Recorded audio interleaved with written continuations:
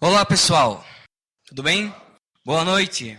Quando vocês me veem aqui em cima esse ano, essa já é a 8ª vez, falando sobre o nosso livro do discipulado, né? E hoje nós vamos falar sobre a 8ª lição. E a 8ª lição tem muito a ver sobre o que nós cantamos até agora, que é sobre o evangelismo. Como compartilhar Jesus com os outros. Nós cantamos algumas músicas que falavam isso, sobre o nosso desejo e pedindo para que Deus então nos ajudasse a levar o evangelho para os outros, né? Cantar o amor de Deus para sempre. E que Ele tem poder para salvar. Que esse é o evangelho, essa é a notícia que nós estamos levando. Hoje nós vamos entender um pouco mais sobre o evangelismo. E principalmente então, qual é o melhor método de evangelismo? Qual é o melhor método? Nós vamos fechar nossos olhos antes disso. Pedir para que Deus novamente então esteja fazendo com que este entenda a palavra dele com clareza.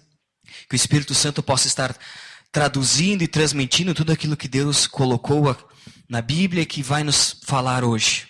Pai, nós te louvamos por tudo aquilo que o Senhor é. E principalmente porque, mesmo sendo aquilo que o Senhor é, o Senhor procura se relacionar conosco. Seres tão pequenos, tão falhos, Senhor. E mais do que isso, a tua palavra diz também que o Senhor nos deixou uma tarefa de testemunhar sobre Cristo, Pai. E que por meio da nossa vida outras pessoas também vão te conhecer. Isso é um privilégio enorme, mas também é uma grande responsabilidade, Senhor. Por isso eu te peço que hoje, por meio dos versículos e todos os textos que nós vamos ler na tua palavra, nós possamos entender um pouco melhor como fazer isso. Como levar a tua obra adiante. Como sermos fiéis, testemunhas fiéis, como o Senhor espera que a gente seja. Pai, esteja falando no nosso coração. Que realmente hoje, no final dessa nossa reflexão, nós possamos entender em como ser melhores no evangelismo, em como podemos compartilhar o Senhor melhor com as pessoas que estão ao nosso lado, Senhor. Nos ensina, é isso que eu te peço, Pai, em nome de Jesus. Amém. O evangelismo deveria ser algo natural para o cristão. Quando aquela pessoa que recebe algo novo assim, ela está com aquela alegria tão grande, pronta para querer repartir com todo mundo. Muitas pessoas sentem uma coisa parecida assim quando compram um carro novo, né? Alguns têm vergonha, outros estão lá de olho, né? Quando a gente tem alguma coisa nova, muitas vezes a gente quer alguns mostrar, outros vão dizer que não, né? Mas geralmente quando a gente tem algo maravilhoso nas nossas mãos, quando a gente descobre algo tão grande, tão bacana, tão legal, a gente quer chegar e mostrar para as pessoas e dizer assim, ó, puxa vida, Michel, olha o que eu descobri, olha o que eu vi, olha só. Então seria tão natural para o cristão, no momento que ele entende o que Cristo fez por ele, dizer para o mundo, olha aqui, olha só fulano, olha aqui, tal. Ainda mais porque aquilo que nós conhecemos é algo grandioso. Não é um carro, não é uma casa, não é qualquer coisa. É algo que pode salvar a vida das pessoas. Deveria ser algo natural. E além de ser natural, também Jesus nos deixa isso. E ele diz isso em Mateus 28, versículo 19 e 20. É chamada de a grande comissão. Vamos abrir ali, Mateus 28, versículo 19 e 20. Jesus, então, ali com os últimos momentos, com os discípulos, ele nos deixou essa responsabilidade de ir e fazer discípulos. Não discípulos de nós mesmos, mas discípulos dele. E diz assim, então, portanto, vão e façam discípulos de todas as nações, batizando-os em nome do Pai, do Filho e do Espírito Santo, ensinando-os a obedecer tudo o que eu lhes ordenei. E eu estarei sempre com vocês, até o fim dos tempos. Até aqui a gente pode tentar dividir um pouco esse trecho e diz assim, né? Vão e façam discípulos. E depois da vírgula, ele continua falando, batizando em nome do Pai e do Filho e do Espírito Santo, né? E ensinando a obedecer. A gente faz discípulos de Cristo quando então a gente batiza e quando a gente ensina a obedecer tudo aquilo que Cristo nos ordenou. Em Atos, um pouco mais para frente, em Atos capítulo 1, primeiro capítulo de Atos, o versículo 8, a gente também tem uma pequena continuação sobre esse chamado de Jesus para os seus discípulos. Alguns dizem que é uma extensão dessa grande comissão. Em Atos capítulo 1, versículo 8 diz assim, mas receberão poder quando o Espírito Santo descer sobre vocês. e serão minhas testemunhas em Jerusalém, em toda a Judéia, Samaria e até os confins da terra. Aqui já dá para gente entender um pouco também, puxa, às vezes o compromisso ou essa responsabilidade de evangelizar nos deixa meio travados, porque a gente não sabe muito o que fazer. Mas esse trecho é muito claro em Atos, dizendo que nós receberemos o poder do Espírito Santo. E por meio desse poder, então, é que nós teremos condições de ser testemunhas de Cristo. Em nenhum momento somos nós, mas é o Espírito Santo de Deus em nós, fluindo por meio da nossa vida, nos capacitando a ser testemunhas de Cristo. A gente sabe que por nossas próprias forças, na nossa carne, nós jamais seremos semelhantes a Cristo. Somente por meio do atuar do Espírito Santo de Deus dentro de nós.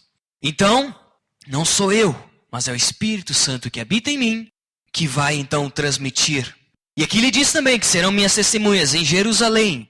Então, na nossa cidade, Judéia, no nosso estado, na Samaria, no nosso país, em todos os lugares do mundo. Em todos os cantos, em qualquer lugar. É isso que Deus quer, é isso que Jesus pediu aos seus discípulos, né? A gente vê algumas outras passagens também falando sobre Jesus dizendo, né? Façam discípulos. Façam como eu fiz com vocês. A gente vê isso em João, Evangelho de João, capítulo 20, versículo 21. Vamos abrir ali. João 20, 21. Aqui muitas vezes até esse versículo assim, a gente deixa um pouquinho de lado, porque acontecem coisas tão maravilhosas nesse capítulo. É o momento ali que Jesus então não está mais lá na tumba, e daí todo mundo dá aquele negócio, os discípulos estão trancados em casa com medo, sendo perseguidos e tal, com medo do que vai acontecer, e agora o que vai acontecer? E Jesus aparece para eles ali. E no meio de tanta coisa legal que acontece na história, a gente às vezes não dá tanta ênfase no que Jesus disse nesse trecho. Ele diz assim, João 20, 21. Novamente Jesus disse, paz seja com vocês. E agora a parte que nos cabe, pelo menos nesse momento, né? Assim como o Pai me enviou, eu os envio. Assim como Deus enviou Jesus, Jesus também nos deixa essa responsabilidade. Assim como o Pai me enviou, eu os envio. Em Lucas, capítulo 24, vamos voltar um pouquinho. Lucas 24, versículo 44 e 48, a gente tem um outro trecho bem esclarecedor. Lucas 24, 44 e 48. E disse-lhes, foi isso que eu lhes falei enquanto ainda estava com vocês. Era necessário que se cumprisse tudo que a meu respeito estava escrito na lei de Moisés, nos profetas e nos salmos. Então lhes abriu o entendimento para que pudessem compreender as Escrituras. E ele lhes disse, está escrito que o Cristo haveria de sofrer e ressuscitar dos mortos no terceiro dia, e que seu nome seria pregado, o arrependimento para o perdão de pecados a todas as nações, começando por Jerusalém. E vocês são o quê? Testemunhas destas coisas. Esses foram alguns trechos que os evangelhos nos falam sobre essa questão de Jesus transmitindo a nós a responsabilidade, ou melhor, o privilégio de sermos testemunhas dele, né? Então, em inúmeras outras passagens isso é feito, mas Jesus sempre nos diz isso e nós devemos encarar essa questão como sendo um grande privilégio. Porque é como se Deus colocasse em nossas mãos o plano da salvação dele para a humanidade. Por isso que é um grande privilégio. Em 1 Timóteo, vamos viajar um pouquinho na Bíblia. 1 Timóteo 2, versículo 13 e 4, a gente pode entender então qual é o desejo de Deus para o homem. Qual é o verdadeiro desejo para o homem. 1 Timóteo capítulo 2, versículo 13 e 4, diz que isso é bom e agradável perante Deus, nosso Salvador, que deseja que todos os homens, todos sejam salvos e cheguem ao conhecimento da verdade. Esse é o desejo de Deus para a humanidade, que todos sejam salvos e cheguem ao conhecimento da verdade. E a gente pode entender pelos trechos anteriores que essa responsabilidade ou esse privilégio, Jesus deixa para nós. Deus deixa para nós. O plano da salvação de Deus passa pelas nossas mãos, passa pela nossa vida. As pessoas aqui em Bento Gonçalves, dessa porta para fora, vão poder ver na nossa vida, ou por meio daquilo que este vive, como este age, como este fala, vão conhecer a Deus, vão conhecer o Evangelho, quando nós formos testemunhas de Cristo. Por isso que o plano de Deus se cumpre na nossa vida e por meio da nossa vida, para que cheguem outros. É muito importante a gente entender isso, que antes de Deus fazer algo na pessoa que está ao nosso lado, Ele vai fazer primeiro em nós.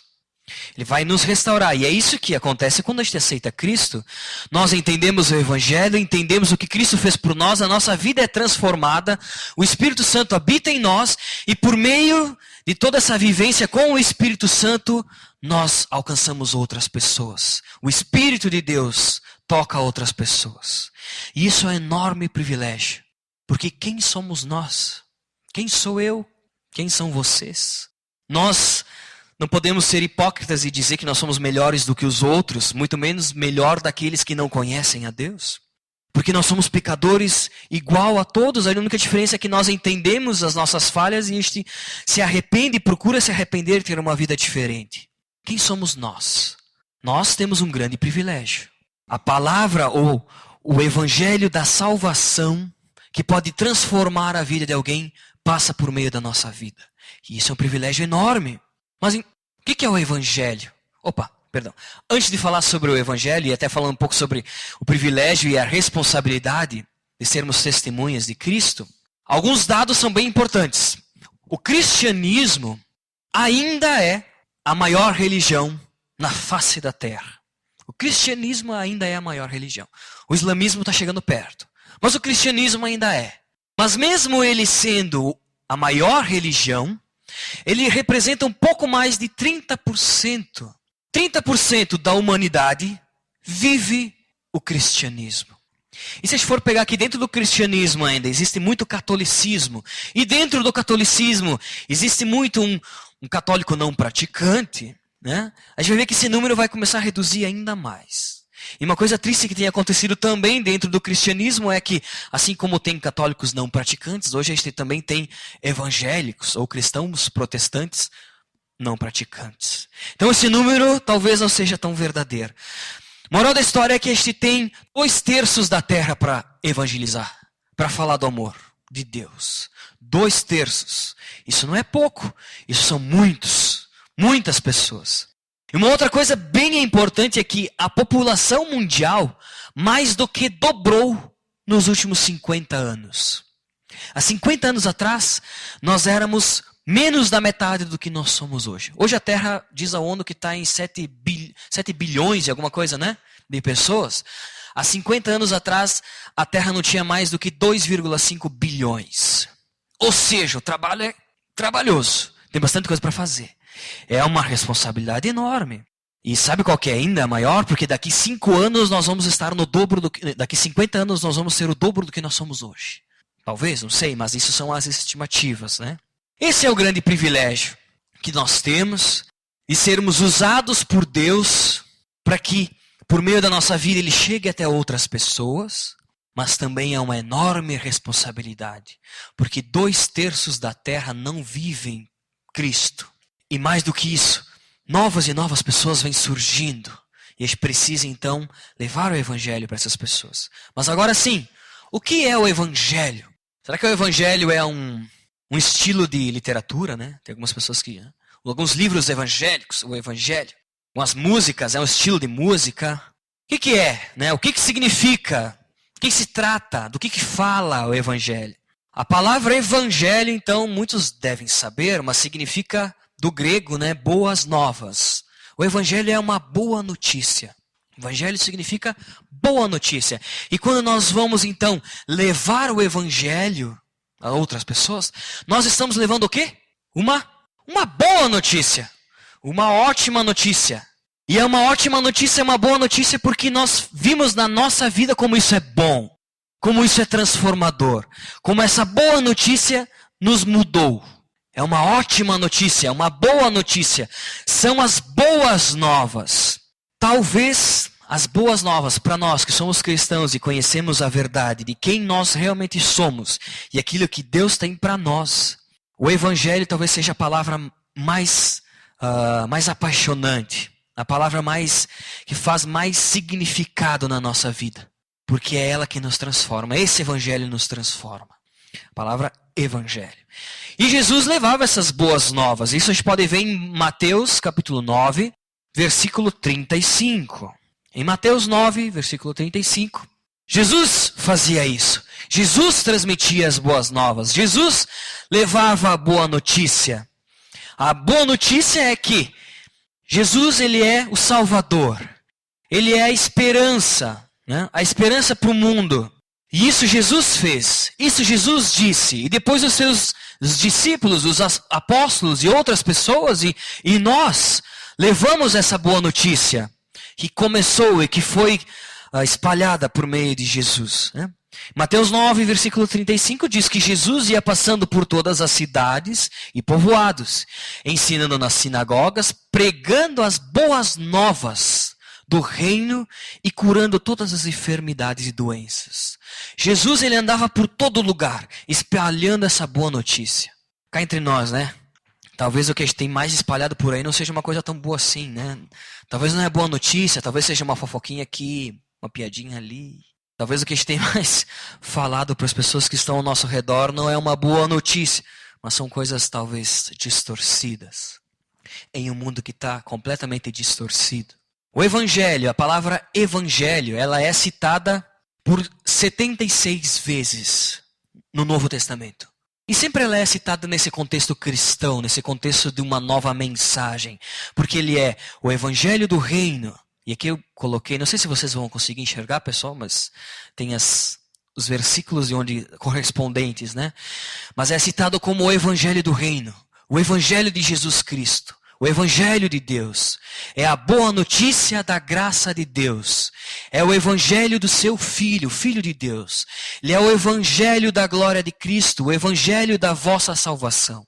O evangelho da paz, as boas notícias da paz. Ele é o evangelho eterno. É a boa notícia eterna, que não é perecível, que não tem nada melhor e que não vai mudar. Se não existisse o evangelho, talvez, na verdade, com toda certeza, nós estaríamos lascados, porque só sobraria más notícias. Não teria boa notícia. Que notícia boa a gente tem nesse mundo? Que notícia boa a gente tem? A principal e talvez única é que Cristo morreu por nós e que por meio do sacrifício dele há perdão nos nossos pecados, a salvação, a justificação e este tem um acesso direto a Deus. Essa é a boa notícia. Essa é a mais importante notícia. O evangelho a gente poderia resumir em 5 tópicos. Para ficar um pouco mais claro até sobre o que nós vamos transmitir para as pessoas. O que é esse bom evangelho, Michel, que está falando? Como que eu posso falar, então? O que eu tenho que dizer? Como é que é? O evangelho, 5 tópicos. Primeiro, o evangelho, as boas notícias, elas nos dizem que Deus tinha um plano desde a eternidade. O evangelho é um plano arquitetado por Deus desde a eternidade. Não foi algo que Deus planejou sábado passado e disse, vou pendurar meu filho ali, para que as pessoas estão... Não. Isso a gente pode ver por toda a Bíblia. E até mesmo naquele trecho que a gente leu antes, dizendo que Jesus ele veio para cumprir tudo aquilo que as Escrituras falavam sobre ele. Antes mesmo de Jesus vir, a Bíblia e aquilo que o pessoal tinha na época, as Escrituras já falavam sobre o sacrifício do Messias. Então era algo que já existia antes mesmo de Jesus vir. O evangelho ele é um plano que foi arquitetado por Deus antes mesmo de Jesus vir e é um plano eterno. O segundo ponto é que o evangelho também ele é um evento na história. O evangelho não é uma coisa que nós criamos, nós cristãos criamos para que a gente possa idolatrar alguém. Não. O evangelho aconteceu. A boa notícia aconteceu. A crucificação de Jesus aconteceu. Isso é um fato histórico. Talvez muitas pessoas, na verdade, elas não aceitam Jesus como sendo o Messias, ou não aceitam Jesus como sendo o Salvador. Mas elas não contestam, o mundo não contesta que Jesus, alguém chamado Jesus, foi crucificado há 2000 anos atrás. O Evangelho, então, ele é um evento pertencente à história humana. É um fato. Mas também o Evangelho é algo gratuito. As boas notícias, a boa nova que Deus tem para nós, ela é gratuita. E ela só é alcançada por meio da fé. Por Porque se fosse alcançada por meio das obras ou por meio daquilo que nós tivéssemos que fazer, não seria uma boa notícia.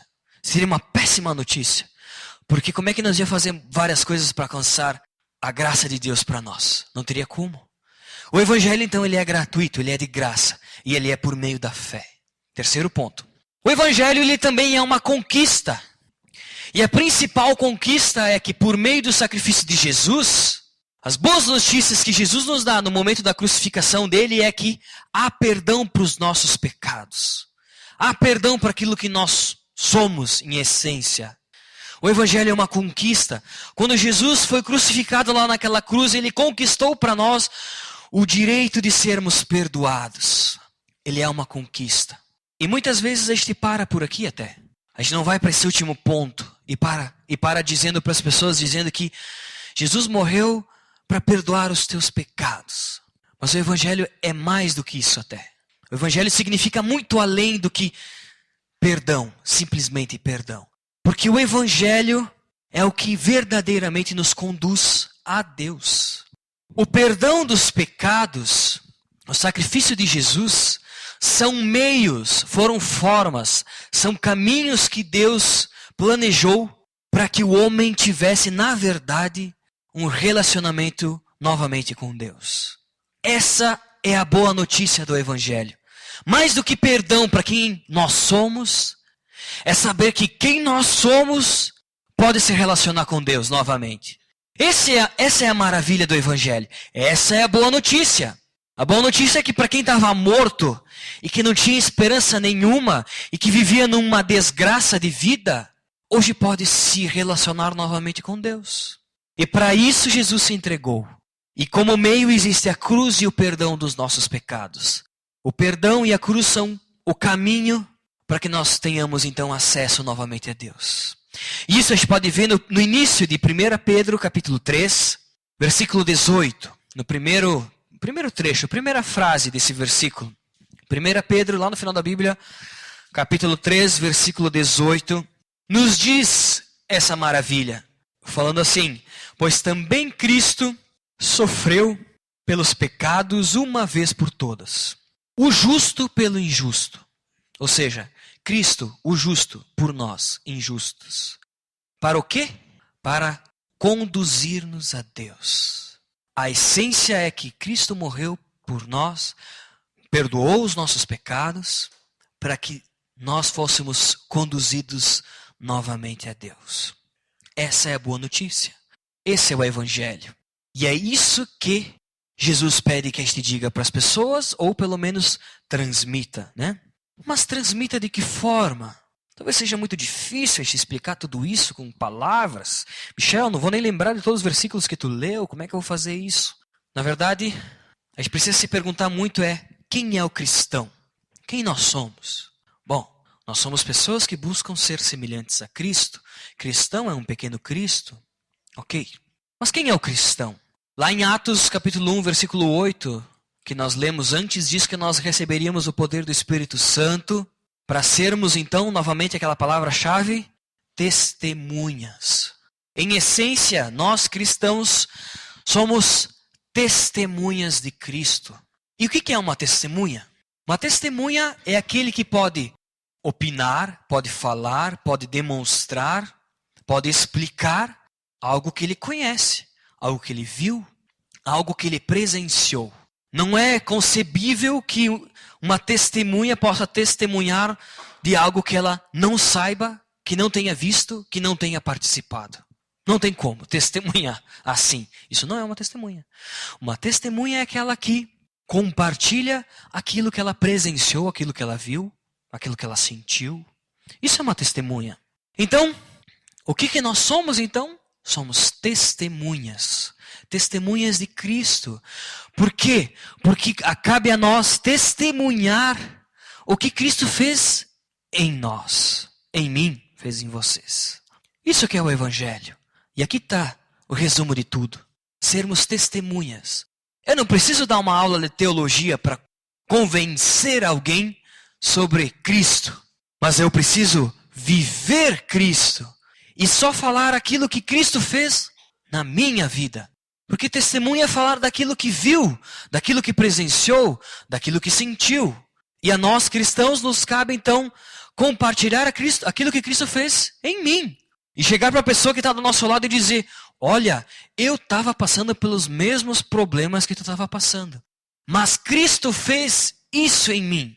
Olha, essa felicidade, ou essa alegria, ou essa paz que eu tenho é porque Cristo trabalha em mim. Eu sou assim porque Cristo, entende? Eu ajo assim, eu faço assim porque Cristo.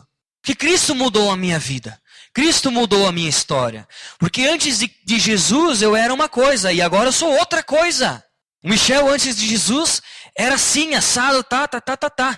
Agora, depois que eu entendi o que Cristo fez por mim, eu sou assim. Porque aconteceu isso. Fácil, né? Isso é ser testemunha. É testemunhar, falar aquilo que Cristo fez em nós. Vamos um pouquinho mais então. Nós somos testemunhas do quê? Testemunhas do poder de Deus. Nós somos testemunhas da transformação que Deus fez na nossa vida. Nós somos testemunhas do amor de Deus na nossa vida, da misericórdia de Deus na nossa vida, porque mesmo a gente sendo muitas vezes pecador e não fazendo aquilo que Deus quer que a gente faça, Deus ainda nos ama, nos orienta, cuida da nossa vida, nos dá muito mais do que a gente imagina. Nós somos testemunhas do poder de Deus. Nós também somos testemunhas capazes de ajudar o mundo no rumo da história. O cristão, ele serve como testemunha, zelando para que pelo menos alguns princípios que Deus deixou para nós ainda existam no mundo. Se não existisse o cristianismo e os valores de Cristo, esse mundo já estava completo de imundície. Nós somos testemunhas para mostrar para o mundo que existem valores diferentes. Valores que podem ser muito contrários daquilo que se vive ali fora. E o mundo só não apodrece de vez porque ainda existem testemunhas verdadeiras de Cristo. Nós somos testemunhas do amor, do poder de Deus. Nós somos testemunhas capazes de mudar o rumo da história e cuidar do mundo. Mas nós também somos testemunhas de Cristo, revelando então ao mundo, às pessoas que nele habitam, quem Jesus é. Porque por meio da nossa vida as pessoas vão conhecer a Cristo. Dificilmente alguém vai abrir a Bíblia para querer entender quem Cristo é. Mas no momento que as pessoas têm noção que nós somos cristãos, elas de uma ou outra elas vão querer fazer. Querer ver se o cristão é mesmo aquilo que todo mundo pensa. Ou elas vão então ficar impactadas com aquilo que Cristo realmente é. E aquilo que Cristo realmente faz na vida de alguém. O que de Cristo se pode conhecer, muito vai ser visto na vida dos cristãos, daqueles que são testemunhas verdadeiras de Jesus. Então, por isso que a gente fala, como é que está teu testemunho? Entendeu? De onde vem a palavra testemunho? Como é que está teu testemunho? Quando as pessoas olham para a tua vida, elas dizem: nossa do céu, tem uma coisa completamente diferente aí que eu não conheço. Ou dizem: esse aí que nem aqueles outros evangélicos caloteiros lá. Como é que está o teu testemunho? Porque se tu é uma testemunha, o que tu tem testemunhado? Não com os teus lábios. Ou não no domingo às 7 horas da noite, quando nós nos encontramos. Mas o que tu tem testemunhado lá fora? Como tu tem agido?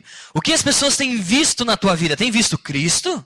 Vocês têm, ou nós, melhor dizendo, temos chegado cada vez mais próximos da semelhança de Jesus, de Cristo? Ou não?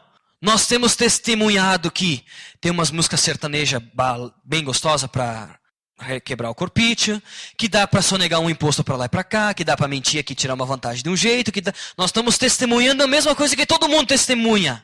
Nós somos o quê? Qual é o nosso testemunho? Na verdade, então, a Bíblia nos diz em 2 Coríntios 5:20, 2 Coríntios 5:20, que nós somos representantes de Cristo. E ela diz assim: portanto, somos embaixadores de Cristo, como se Deus estivesse fazendo o seu apelo por nosso intermédio. E eu podia desligar o microfone, nós podíamos ir embora e estava explicado tudo, né? Nós somos representantes de Cristo. E Deus está fazendo o seu apelo por nosso intermédio.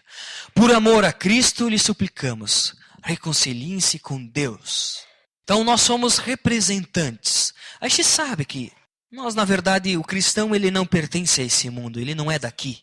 Mas nós estamos aqui, depois que conhecemos a Cristo, para sermos testemunhas de Jesus e assim levar o plano da salvação de Deus para a humanidade. É só por isso que nós continuamos aqui na terra. Senão a gente já estava no céu, na presença de Deus, há muito tempo. Só por causa disso. Só por causa disso. Porque nós não pertencemos a esse lugar. Nós somos cidadãos celestiais, né? Nós não somos daqui. Nós somos representantes de Cristo nesse mundo que não nos pertence mais. E esse evangelho é um evangelho poderoso. Em Romanos capítulo 1, versículo 16, nos diz porque nós não devemos nos envergonhar de transmitir esse evangelho. Não devemos nos envergonhar de falar essa boa notícia, porque diz assim, não me envergonho do evangelho porque é o poder de Deus para a salvação de todo aquele que crê. Daquele que crê em Cristo. Primeiro o judeu, depois o grego. É o poder de Deus para a salvação de todos aqueles que creem em Jesus. Por isso que passa por nós, passa por meio da nossa vida, o poder de Deus para salvar todos aqueles que irão crer em Cristo.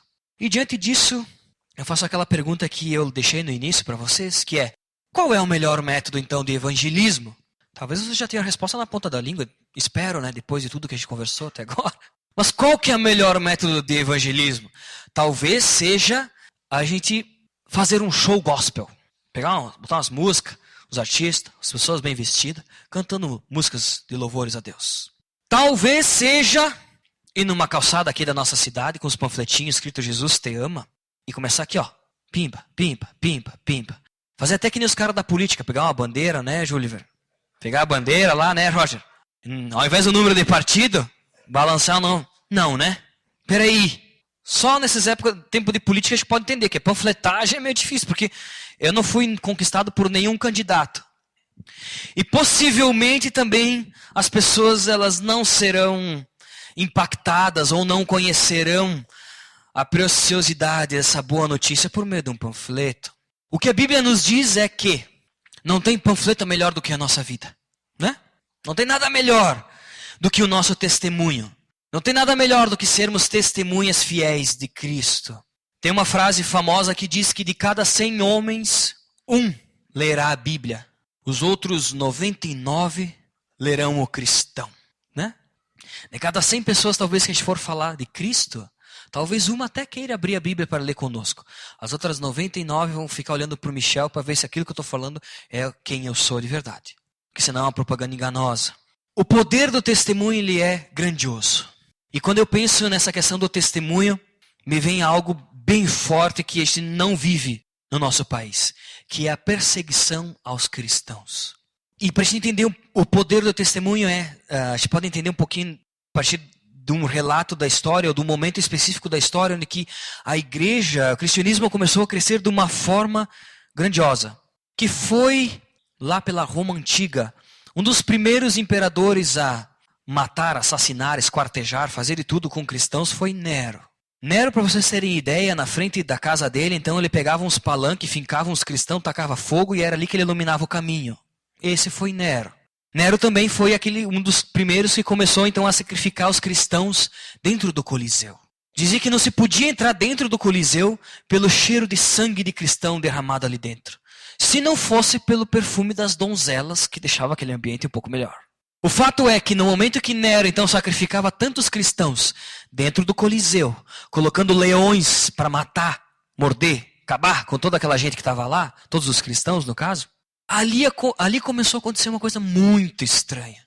Porque aquele povo naquele momento estava naquela plateia querendo show, querendo espetáculo, querendo sangue, né? Era assim que eles intertinham o pessoal, não tinha futebol. E era assim, matando cristão, matando pessoas que nem nós. Só que os cristãos que estavam ali talvez fossem um pouco diferentes do que nós. Porque nesse momento de sofrimento, de tamanha perseguição, vendo os leões de tudo que é lado, dias sem se alimentarem, os cristãos começavam juntos a cantar louvores a Deus. É como se nós aqui juntos, cercados por leões e uma multidão nos olhando para que vê nossa cabeça rolar, começássemos a cantar Cantarei teu amor para sempre. E os leões, né? E nós, cantarei teu... Pensa, o testemunho desses cristãos perseguidos foi tão grande que a plateia começou a mudar. Porque como é que pode alguém que está com um leão levando a perna embora continuar em paz, cantando e louvando a um Deus que eles não viam, não conheciam e não conseguiam nem entender? Como é que isso pode acontecer? Isso então começou a impactar muita gente que estava naquele lugar. Porque aquelas pessoas que assistiram esses espetáculos, assistiam na verdade o testemunho desses cristãos, começavam a se perguntar, mas quem é esse Deus? Quem é esse Deus que deixa as pessoas dessa forma? Que no momento de tanto sofrimento elas conseguem ainda respirar e saber que tem algo melhor por vir. Quem é esse Deus? E não só as pessoas que estavam ali ao redor. Os próprios soldados e as tropas que tinham que juntar aquela carnificina, e era braço de cristão para um lado, era perna de cristão para o outro, era cabeça para o outro lado. Os soldados, eles se espantavam porque quando pegavam a cabeça dos cristãos estava lá um semblante de paz. Ninguém morria com medo. Pessoal, eles entregavam a sua vida em paz, sabendo que esse era o principal objetivo por eles estarem ali. Serem testemunhas de Cristo. E se aquele era o momento que eles deviam testemunhar a Cristo, pois bem, nós seremos. Eu não sei quais são os leões que ficam rugindo ao nosso redor. Eu só sei que Cristo pede que este seja sal e luz nesse mundo. Que nós também não tenhamos medo de nenhum leão. Mas que este possa então fazer a diferença e testemunhar a Cristo, aquilo que Cristo tem feito na nossa vida. E isso a gente vê em Mateus 5, versículo 13 até o 16. Esse é o último trecho que a gente vai ler hoje. Mateus 5, versículo 13 até o 16. Diz assim: vocês são o sal da terra, mas se o sal perder o seu sabor, como restaurá-lo? Não servirá para nada, exceto para ser jogado fora e pisado pelos homens. Vocês são a luz do mundo. Não se pode esconder uma cidade construída sobre um monte, e também ninguém acende uma cadeia e a coloca debaixo de uma vasilha. Pelo contrário, coloca-a no lugar apropriado e assim ilumina todos que estão na casa. Assim brilha a luz de vocês diante dos homens, para que vejam as suas boas obras e glorifiquem ao Pai de vocês que está nos céus. Assim, no momento que nós testemunharmos e vivenciarmos aquilo que Cristo quer que a gente viva, as pessoas vão glorificar a Deus no momento que nós vivermos aquilo que Ele quer que a gente viva. É isso que diz aqui. Assim brilha a luz de vocês diante dos homens, para que vejam as suas boas obras, vejam então o fruto do Espírito, aquilo que o Espírito faz na nossa vida, e glorifiquem a Deus que está nos céus. Eu quero só separar uma ilustração nesse versículo que é o sal.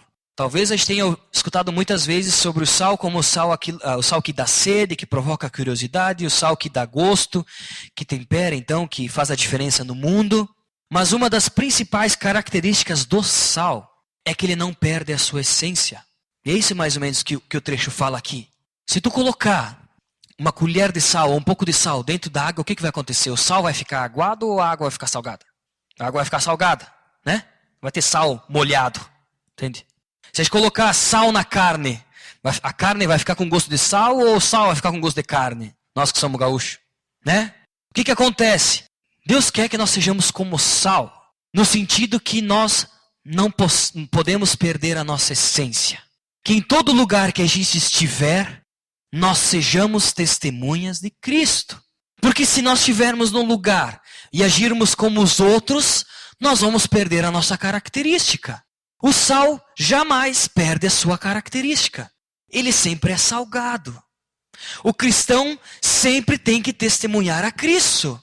Viver Cristo e testemunhar a Cristo. Se ele perde essa característica, para que ele é cristão? Entende? É isso que Cristo quer que a gente seja. Sal. Que a gente ande no mundo de trevas, que não nos pertence mais, mas que a gente seja representantes de Jesus.